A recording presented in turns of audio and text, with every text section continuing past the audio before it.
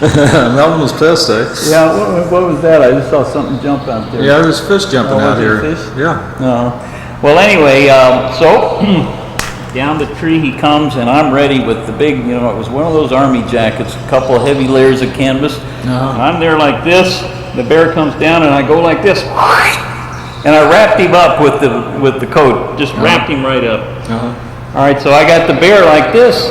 All of a sudden, the bear, I'm looking at the back of his head, he turns around like this, 180, and takes a bite out of my hand. Oh, he just goes like a scene from the, Alien movie, the Exorcist or something. Oh. Yeah. Oh, shit.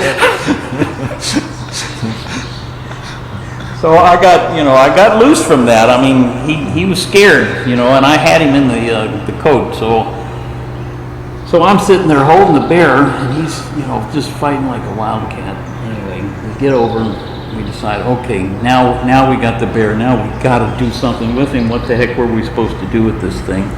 So we started, well, maybe we should take him and turn him in, or maybe we should, I don't know, maybe we could turn him loose somewhere else where he wouldn't be, killed by something. And the other bit, what'd you decide? Well, foolishly, we decided to put him in the car, my Saab. In your car? Yeah. In the Saab? Yeah. Into the Saab he goes, into the back seat, and, well, it was fine. So maybe it wasn't the Saab, it was something, I don't remember, but it was a nice car, and he gets in the back. I'm driving, and Melvin's holding him. We did a little transfer. Okay, you take him and firm it up. We got him. So we get in the car and take off, and all of a sudden that little bear just, throws a hissy fit and breaks out of Melvin's arms, and he starts swinging and clawing and shooting around everywhere. And out the door and window he goes, and off he goes. Oh, jumped right out the window, eh? Yeah. Wow. Actually, if you heard Melvin tell the story, he would tell you that it got stuck inside the car, actually. We had to open the door to save our lives. Did you have to go to the hospital to have your, where'd you get? No, I just got a little nudge right there, and is all. His tooth went right through just like that, just like, a needle. Just went, just like a sewing machine. So, and that was embarrassing. And then I heard that Fish and Game heard the story too, and they were pretty mad. And they, back in those days, they didn't have too many rules about what you did, but no, you weren't supposed to. Well, the lesson for the Chichaco is don't mess with wildlife. It's pretty simple. Yeah.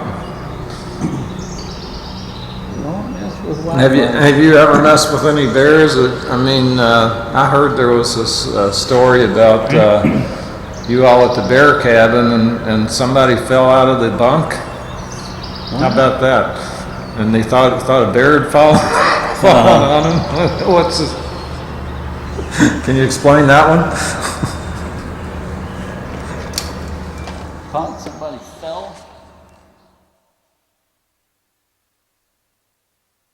Now, Artie, what I want you to do, I want to hear that story about when you all were at the bear cabin, and the bear fell down on somebody in the middle of the night. Does that ring a bell? Oh, yeah. You mean up at our up at the Honolulu Creek place there? Yeah. Yeah, Honolulu Creek. Now this is in Alaska. Well, that was our old mining claim up there, that we had. So we had to go up there and work that claim every year, So we would go up there and camp out and spend time there. And You go fishing there, right? Yeah. The fishing was great there. And Did you ever find any gold there? Oh yeah. There's gold there. There's plenty of gold there for anybody that could work enough to get it. But, the state doesn't let you work anyway, so, that's all pretty much protected area because of the fish. I mean, you can't mine there or anything like that, except in very, very small portions. You know, like so many yards per year is all you could move, and it's very, very, you know, small. They called it, they used to call it recreational mine, but they don't have that classification anymore. So, But they put a big limitation on what you can do. Right. But they would go up there and... So we built a cabin up there, you know, to stake out the mining operation, and used to go up there and fish. And I don't know, one time we were up there, I'm not sure, we were probably working on our claim or something, and somebody brought in a bottle of tequila. There was, the cabin was, you know, pretty small, about 10 by 14, and there was probably 7 or 8 people sleeping on the floor downstairs, and a couple more up in a loft, and you know, wood campfire and standard Alaska bush type stuff. You know, you're out in the woods and you got your cabin and your stove and that sort of stuff. So I guess what happened, I don't know. I mean, it was a pretty minor incident in reality, but it grew to catastrophic proportions because we'd seen a bear out there. In fact, there was a pretty big grizz out running around out there. Isn't it true that a number of people get eaten by bears in Alaska just about every year? I mean, there's been a number of people. You know, not as much anymore, but people do a lot of stupid things with bears. And do they get eaten or not? Just tell me. Sometimes.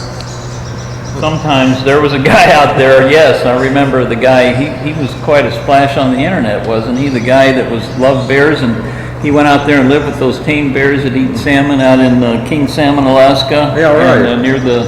He was filming the bears. Yes. He and his girlfriend, that's right? Correct. And he got filmed while he was being eaten. Oh my God. I mean, he literally filmed and recorded his own demise. Wow. Playing with bears, So anyway, bears are serious thing. You Absolutely. guys, and when the salmon are in, the bears are really, they come around like honey. Well, not necessarily up there. It's not that bad, but there's grizzlies there all summer. I mean, that's kind of their stomping grounds there. Yeah. So anyway, it was fun. No problems or anything. We all went to bed, but a couple of boys finished off the bottle of tequila, you know, and played little cards and everything else, and I was one of them. And as it turned out, since I was one of the last ones down, I went to bed upstairs, because, you know, space available only. So I ended up right by the loft goes through, penetrates the ceiling, you know, it's just a little foot ladder. So there's a hole there. Anyway, I went up there and, you know, I was a little dizzy and I got, you know, so somewhere in the middle of the night I woke up with a wild dream. I dreamed or something like that, and then the next thing you know, I was going like this and I felt like I was swimming. And I landed right on top of the pile of workers, worker bees for the cabin who were down below. Was that like about an 8-foot drop, maybe? I don't really know how long it was. A couple of them were sleeping on air mattresses, and I went bouncing up in the air. And a couple of guys, one guy got his ribs busted. Poor Mac. Mac got popped pretty bad there. And his life was probably saved by the fact that he was on an air mattress. He was pretty mad at me for a year or so there too. Yeah, but everybody survived, right? Everyone survived, and well, you know, I guess the other part of the story is the aftermath, because when I hit, it was like bedlam broke out. Melvin was over on the other side of the cabin, and he woke up because he thought it was a bear. He runs around and starts knocking things over. He's looking, somebody else jumped up and they're starting to look for a shotgun. He thought it was a bear. He was fighting in the cabin because of the sounds. Oh my. Oh, Artie.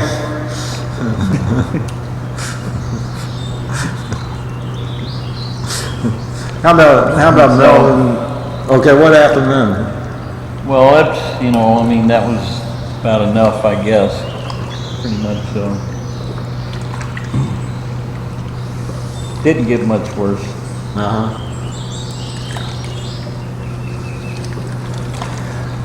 we had to move